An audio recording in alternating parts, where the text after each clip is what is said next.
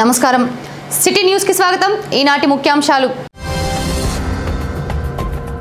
YS Rajasekhar Reddy జయంతి నుండి ప్రభుత్వ పథకాలు అమలు కానున్నాయన్న ఎమ్మెల్యే బొల్ల వినుకొండలో మాంసం దుకాణాలు ఒకే చోటకు మార్చే యోచనలో అధికారులు ఉన్నట్లుగా సమాచారం అధికారుల నిర్ణయంపై వ్యక్తమవుతున్న భిన్న అభిప్రాయాలు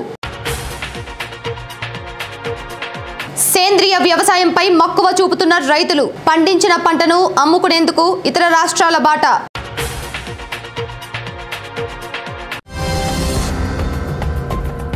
దివంగత నేత మాజీ ముఖ్యమంత్రి వైఎస్ రాజశేఖర్ రెడ్డి జయంతి సందర్భంగా పథకాలు అమలు కానున్నాయని ఎమ్మెల్యే బొల్ల బ్రహ్మనాయుడు అన్నారు. వినుకొండ పట్టణంలోని వైఎస్ఆర్సీపీ కార్యాలయంలో జరిగిన విలేకరుల సమావేశంలో ఎమ్మెల్యే బొల్ల బ్రహ్మనాయుడు మాట్లాడుతూ నూతన ప్రభుత్వం ఇచ్చిన హామీలను ముఖ్యమంత్రి వైఎస్ జగన్ మాజీ ముఖ్యమంత్రి వైఎస్ రాజశేఖర్ రెడ్డి జయంతి సందర్భంగా ఇచ్చిన హామీలను అమలు చేయనున్నారని చెప్పారు.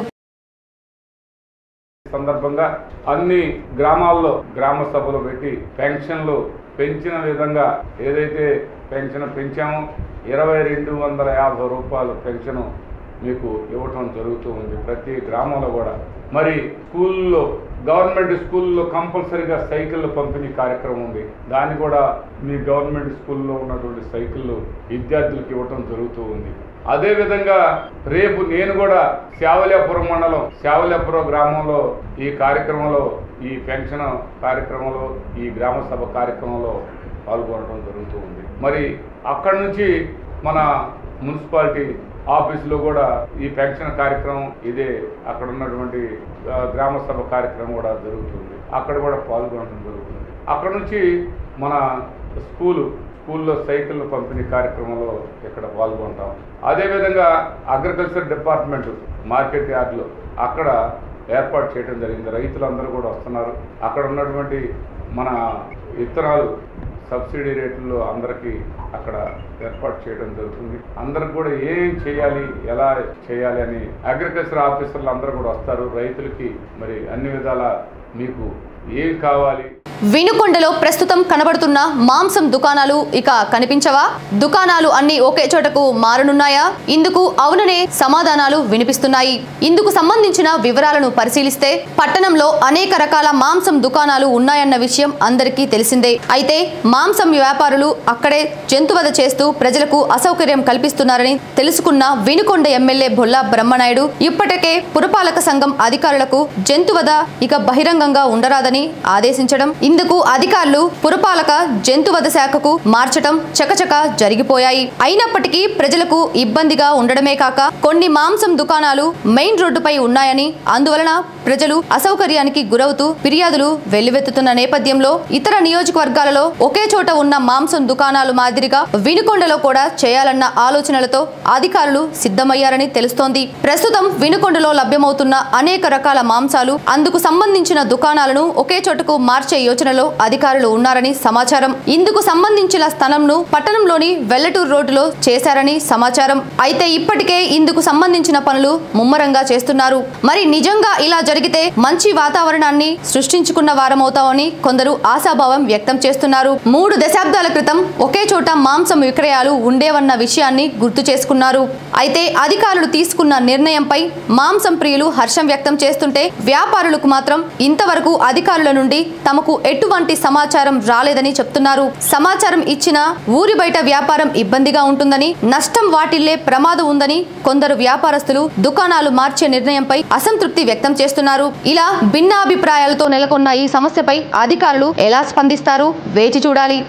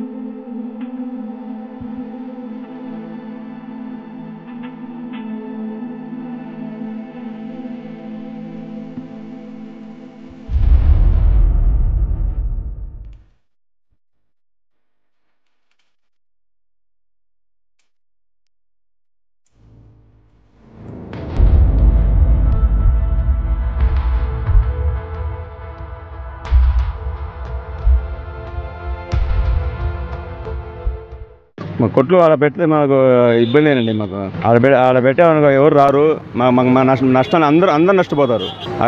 ఆడ మాంసం కొట్టు మొత్తం ఆడ పెట్టిపోతే మాకు ఆడ కూడా దారి స్థలం చూపిస్తే అందరూ ఆడకి వెళ్ళిపోతారు. ఈడ పెడితే ఆడ శ్మశానాల దగ్గర తీసిపోయి ఆడ పెట్టారనుకోండి మొత్తం జనాలు రావడం కష్టం. మాకు ఏదో ఒకటి కబేలాగా కబేలా కట్టారు, కబేలాకి పోతున్నారు, అందరూ ఆడనే కోసుకొచ్చుకుంటున్నారు. మాంసం కొట్లు కూడా మాకు దారి చూపిస్తే, అంతేగాని మీరు ఆడో ఊరు బయట తీసిపోయి ఆడో కోసుకోమంటే అది అయ్యేది కాదు, పెట్టేది కాదు, అందరూ నష్టపోతారు. మేము ఊర్లోనే ఆడనిస్తే మేము ఇస్తాం. లేకపోతే బస్టాండ్ పక్కన కాంప్లెక్స్ ఉంది, అది కట్టారు, అది పాడుపడి అట్లానే ఉంది. అది అందరికైతే అందరికి అక్కడే సరిపోతాయి. రూమ్లు కట్టున్నారు, తలా ఒక రూమ్ లో ఉంటారు అందరూ.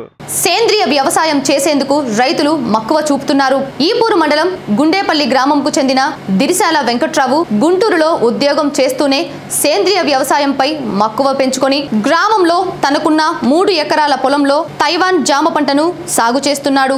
ఇందుకు సంబంధించిన వివరాలను తన అనుభవాన్ని చెబుతూ మిగతా పంటలతో పోల్చుకుంటే ఈ తైవాన్ జామ పంట వలన లాభాలు గడించవచ్చునన్నారు. ఈ జామ వలన షుగర్ వ్యాధి ఉన్నవారికి మేలు జరుగుతుందన్నారు. ఈ పంటకు మొదటి సంవత్సరం ఎకరాకు 1,00,000 రూపాయలు వరకు ఖర్చు వచ్చినా మిగతా 8 ఏళ్ల దాకా 20 లేక 30,000 ఖర్చు మాత్రమే వస్తుందని పేర్కొన్నారు. మొదటి సంవత్సరం ఎకరాకు 4 టన్నుల పంట దిగుబడి వస్తుందని, ఇతర పంటలతో పోల్చుకుంటే రైతులకు ఈ పంట మేలు చేకూరుతుందని చెప్పారు. అయితే ఇప్పుడిప్పుడే సేంద్రియ వ్యవసాయంపై రైతులు మక్కువ చూపుతూ పంటలు సాగు చేస్తుంటే చేతికి వచ్చిన పంటను విక్రయించేందుకు మాత్రం మనకు దగ్గరలో మార్కెట్ లేకపోవడంతో రైతులు అసంతృప్తికి గురవుతున్నారు. ఇలాంటి పంటలకు హైదరాబాద్, ఇతర రాష్ట్రాలలో మంచి గిరాకీ ఉండటంతో నేరుగా రైతులు అక్కడికే వెళ్లి విక్రయాలు చేస్తున్నారు.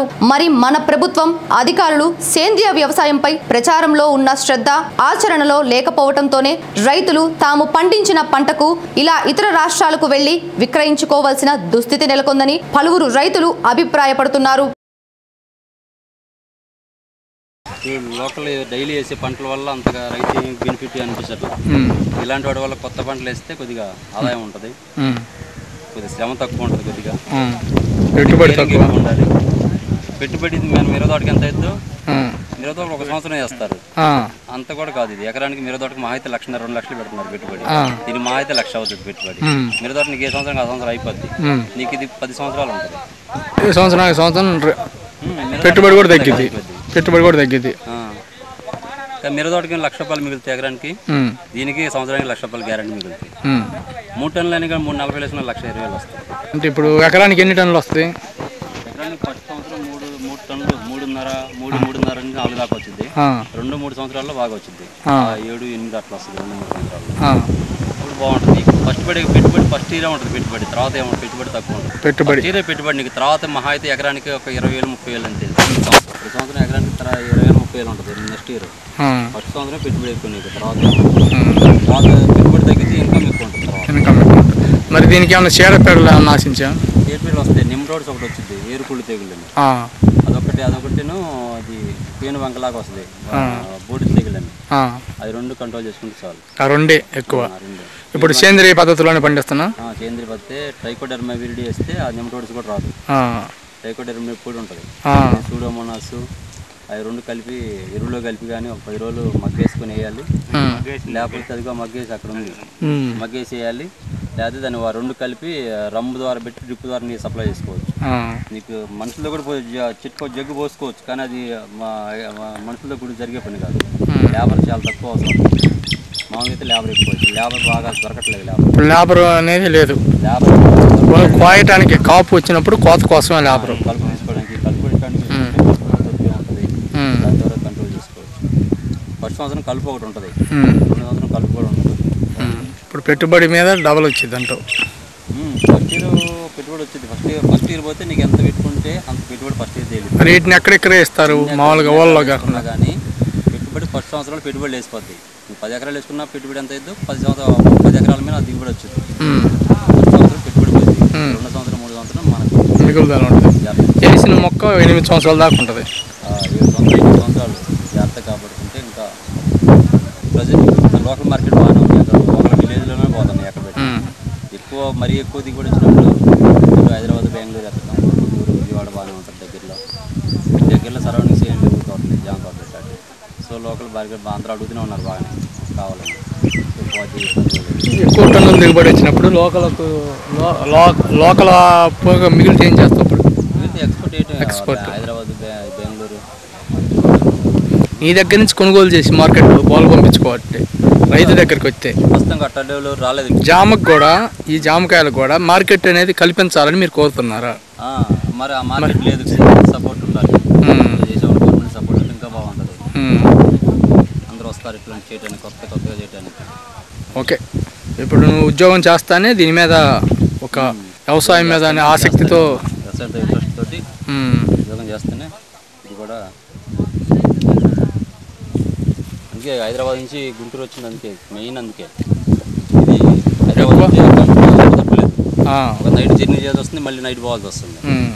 అందువల్ల ఇక్కడుంటే 2 అవర్స్లో 1.5 hour 2 hours night water main water night వస్తాయి. కరెంట్ 2ంటికి ఇస్తాడు రేత్రి 2ంటికి నేను జర్నీలో పోతాను. అది ఇక్కడ ఉన్నాను అనుకుంటున్నాను 6ంటికి 7ంటికి బయలుదేరినా కానీ 8 వచ్చేస్తా. 2ంటికి మాట వచ్చేస్తున్నా. లేకపోతే మా అన్నయ్య కొడుకున్నాడు, మొత్తం ఆడి చూసుకుంటున్నాడు ఇప్పుడు తోట. నేనేదో చెప్పటమే కానీ చెప్పటం, నేను ఆదివారం వచ్చినప్పుడు నేను కూడా ఇన్వాల్వ్ అవుతున్నా, చూసుకుంటున్నాను తోట. నూతన ప్రభుత్వం హయాంలో గ్రామం అభివృద్ధి జరుగుతుందని కామేపల్లి గ్రామస్తులు హర్షం వ్యక్తం చేస్తున్నారు. ప్రకాశం జిల్లా సంతమాగ్లూరు మండలం కామేపల్లి గ్రామంలో సీసీ రోడ్లతో పాటు పలు అభివృద్ధి పనులు శరవేగంగా జరుగుతుండటంతో గ్రామస్తులు హర్షం వ్యక్తం చేస్తున్నారు. ముఖ్యమంత్రి వైఎస్ జగన్ సారథ్యంలో గ్రామాలు సస్యశ్యామలం అవుతున్నాయని పలువురు అభిప్రాయపడుతున్నారు. ప్రభుత్వం జగన్మోహన్ రెడ్డి గారు ముఖ్యమంత్రి అయ్యాక కామేపల్లి గ్రామంలో అభివృద్ధి పనులు వేగంగా జరుపుకోవడానికి శంకుస్థాపన చేసి సీసీ రోడ్లు ప్రారంభించాము. గరటయ్య గారు సారథ్యంలో ఇంకా మరికొన్ని రోడ్లు వేసి జగన్మోహన్ రెడ్డి ముఖ్యమంత్రి అయ్యేటప్పటికి గ్రామంలో ప్రతి రోడ్డు సీసీ రోడ్డు కావాలని, ఇంకొంచెం అభివృద్ధి చెందాలని. ఇదివరకు గత ప్రభుత్వంలో చాలా రోడ్లు కాలేదు. అవన్నీ ఇప్పుడు గవర్నమెంట్ ముఖ్యమంత్రి జగన్మోహన్ రెడ్డి ఆరాధ్యంలో గరటయ్య గారి సారథ్యంలో మొత్తం సీసీ రోడ్లు నిర్మించాలని మేము ముందుకెళ్తున్నాం. ఈ నవరత్నాలు 9 మొత్తం ఏ లోటు లేకుండా అభివృద్ధి చెందాలని, అందరికీ ఈ ఫలాలన్నీ అందాలని మేము అందుకని నమ్ముతున్నాము. 3 వాహనాలు ఎదురెదురుగా ఢీకొని డ్రైవర్ మృతి చెందిన సంఘటన ఆదివారం సంతమాగ్లూరు మండలంలో చోటు చేసుకుంది. పోలీసుల కథనం మేరకు ఉండవల్లి నుండి వినుకొండ ఐసీడీఎస్ కార్యాలయంకు రాగిపిండి లోడుతో వస్తున్న మినీ లారీ ప్రకాశం జిల్లా సంతమాగ్లూరు మండలం పాతమాగ్లూరు గ్రామం వద్దకు రాగానే డ్రైవర్ నిద్రమత్తులోకి జారుకొని ఎదురుగా వస్తున్న కారును ఢీకొట్టాడు. అయితే కారు ప్రక్కనే ఉన్న పొలాల్లోకి పల్టీలు కొట్టిన క్షణాల వ్యవధిలోనే ప్రమాదానికి గురైన మినీ లారీ ఎదురుగా వస్తున్న మరో లారీని ఢీకొట్టింది. ఈ ప్రమాదంలో ఇరు లారీ డ్రైవర్లు లారీలలో చిక్కుకున్నారు. విషయం తెలుసుకున్న పోలీసులు సంఘటన ప్రాంతానికి చేరుకున్నారు. అయితే అప్పటికే గ్రామానికి చెందిన ఎంపీటీసీ విజయబాబు తన జేసీబీ ద్వారా 2 లారీలను తొలగించి లారీలలో ఉన్న డ్రైవర్లను బయటకు తీశారు. మినీ లారీలో తీవ్ర గాయాలతో బయటపడ్డ డ్రైవర్ ను అంబులెన్స్ లో నర్సాపేట వైద్యశాలకు తరలిస్తుండగా మార్గమధ్యంలో డ్రైవర్ తమ్మిశెట్టి వెంకటేశ్వర్లు కన్నుమూశాడు. మరో లారీలో ఉన్న డ్రైవర్ నాగరాజు స్వల్ప గాయాలతో బయటపడ్డాడు. ఇదే ప్రమాదంలో పొలాల్లోకి పల్టీ కొట్టిన కార్ డ్రైవర్ పోలప్ప గాయాలతో బయటపడి ప్రమాదంపై పోలీసులకు ఫిర్యాదు చేసినట్లు సమాచారం.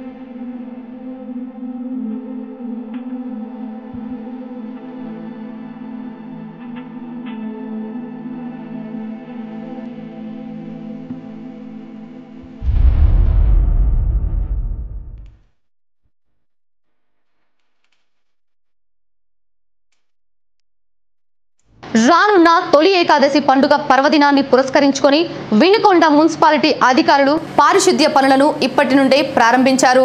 వినుకొండ కొండపై కొలువు తీరి ఉన్న శ్రీ గంగా సమేత రామలింగేశ్వర స్వామి ఆలయానికి భక్తులు మెట్ల మార్గాన వెళ్లాల్సి ఉండడంతో భక్తులకు అసౌకర్యం కలగకుండా పనులను చక్కబెడుతున్నారు.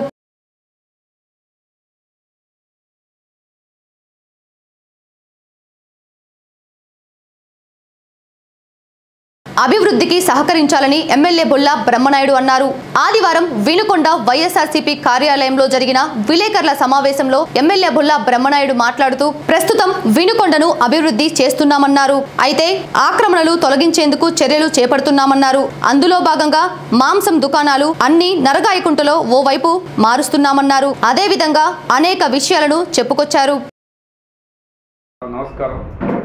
ఈరోజు వినుకొండ పట్టణ సంబంధించినంత వరకు ట్రాఫిక్ పూర్తి స్థాయిలో ట్రాఫిక్ సమస్యని మనం పరిష్కారం చేసుకోవాల్సిన అవసరం ఉందని మున్సిపాలిటీ పరిధిలో ఉన్నటువంటి షాపులకు కానివ్వండి, అదేవిధంగా బ్యాంకర్స్కి కానివ్వండి, బ్యాంకర్స్కి కూడా పార్కింగ్ లేకుండా బ్యాంకర్స్ నడి రోడ్డు మీద పార్కింగ్ ఇవ్వాలంటే రోడ్లు మీ పార్కింగ్గా వాడుకుంటే ఎట్లా సాధ్యపడుతుంది? బ్యాంకర్స్ కనీసం బ్యాంకర్స్ మీరు అందరూ మేనేజర్స్ అందరూ మీరు ఆలోచించండి. మీ బ్యాంకుకి పర్మిషన్ ఇచ్చింది మున్సిపాలిటీ, ఎలా ఇచ్చింది?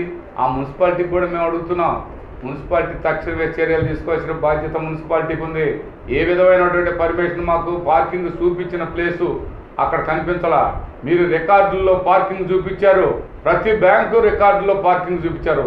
ఆ పార్కింగ్ ఇప్పుడు పబ్లిక్లో మీరు ఎక్కడ చూపిస్తున్నారని మేము అడుగుతూ ఉన్నాం. కనిపించట్లా. మున్సిపాలిటీ వాళ్ళు చెప్తున్నారు ఆనాడు మాకు పార్కింగ్ చూపించారు ప్లాన్లో, రైలుగా వచ్చేసరికి పార్కింగ్ ఆడ కనిపించట్లేదని చెప్తూ ఉన్నారు. ఇప్పుడు మీరు పార్కింగ్ చూపిస్తారా, బ్యాంకులకు ఖాళీ చేస్తారా? మీకు బ్యాంకుల మీద కేసులు పెట్టడానికి మున్సిపాలిటీ వారు కూడా సిద్ధంగా ఉన్నారు. ప్రభుత్వ పరంగా ఏ విధంగా అయితే మీరు ట్రాఫిక్ అంతరాయం కల్పిస్తున్నారో దానికి బాధ్యత బ్యాంకర్స్ తీసుకోవాల్సిన అవసరం ఉంటుంది. మీరు దయచేసి సహకరించండి బ్యాంకర్స్ని ఈ సందర్భంగా కోరడం జరుగుతుంది. మటన్ మార్కెట్, చికెన్ మార్కెట్, మరి అన్ని విధాల ఆ మార్కెటింగ్, ఫిష్ మార్కెటింగ్ మొత్తం కూడా నరగాయ కుంట కాడ క్లియర్ చేసి అక్కడ ఏర్పాటు చేస్తున్నాం. అందరూ కూడా అక్కడికి వెళ్ళాల్సిందే కంపల్సరీగా. అక్కడ మీరు మీ వ్యాపారం మీరు పూర్తిగా ఆ ఫెసిలిటీస్ మేమే కల్పిస్తున్నాం. మీరు అక్కడికి వెళ్ళాల్సిందిగా విజ్ఞప్తి చేస్తున్నాం. అదేవిధంగా ఏదైతే మనం చెప్పామో అవన్నీ కూడా సక్రమంగా జరగాల్సిన అవసరం ఉంది.